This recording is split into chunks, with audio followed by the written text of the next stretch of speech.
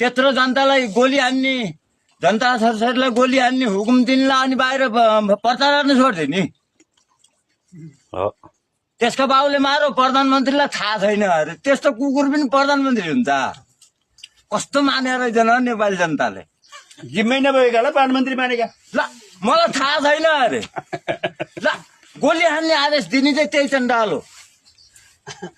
हाम्रो सहरलाई हामीलाई देखि चाहिँ हाम्रो सहरलाई कति गइरह्यो होला मनमा। ठुलो भ्रष्टाचार त यो न्यायालयमा भएको नि। बिल्कुल बिल्कुल ठुलो भ्रष्टाचार भनेको न्यायालय मात्रै हो। यिनलाई बिगार न्यायालय हो। न्यायालय न्याय दिने भने यिनी बिग्रिँदै थिएन। न्यायालयमा न्याय छ, घर छ अहिले। न्यायाधीश एउटा नि छैन।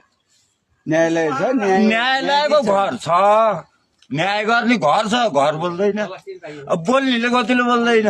कोही ओलीका, कोही देउपाका, कोही प्रचण्डका।